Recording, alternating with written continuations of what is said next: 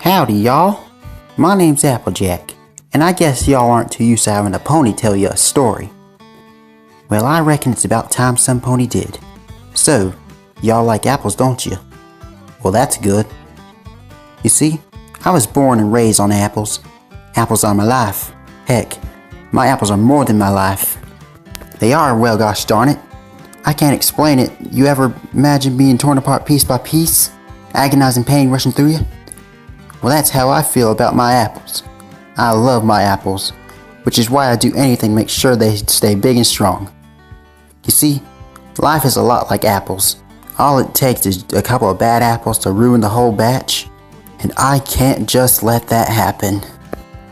Now, let me get on with my story. It began one fine afternoon. I was picking apples and trying my best to keep the farm in top condition when I noticed some pony trespassing. Now, I'm a friendly sort, so I decided to go over and see what the new pony wanted. Only turns out this pony wasn't like most of the others. Pretty new to the town, and had a right mouth on her. Still, I tried my best to move the little pony on without making a fuss.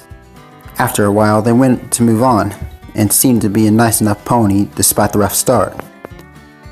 Then it happened.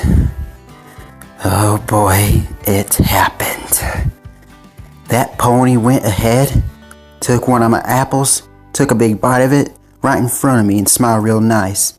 The kind of smile one has when they do something wrong and think you can't do nothing about it, and said, "Catch you later." That was when I realized I was dealing with a bad apple. I played it nice though and managed to wave them off with a smile. Though I had to grit my teeth somewhat as I watched them toss the barely touched apple on the ground as they left. That night, I waited until the others were asleep and headed out. It didn't take me long to track the other pony from before. Turns out they were staying in the house not too far from the farm. I looked in and found out the pony was asleep. So I climbed in the window. I admit it wasn't my smartest move. The noise soon woke them up, and they started getting real mad at me. Like I said, that pony sure had a mouth on them. This time, however, that mouth was shut rather quick as I pulled out an apple and shoved it in that pony's muzzle. They coughed and spluttered as they fell over, but I didn't let them get up. I laughed at them and pinned them to the floor as I got another apple and stuffed it down their muzzle as they squirmed, choking as I crammed the apple further down their throat. "You like apples, don't you?"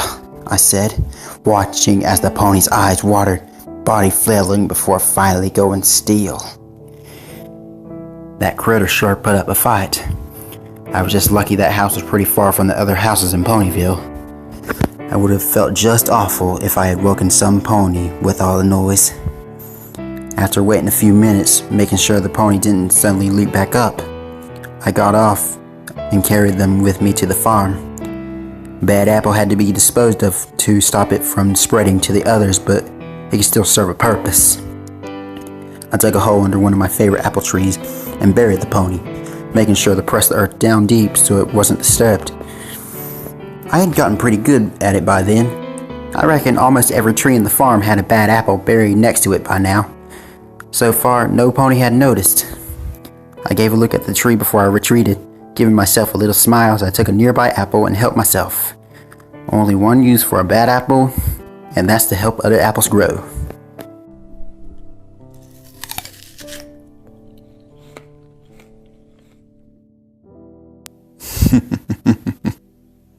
Y'all like apples, don't you?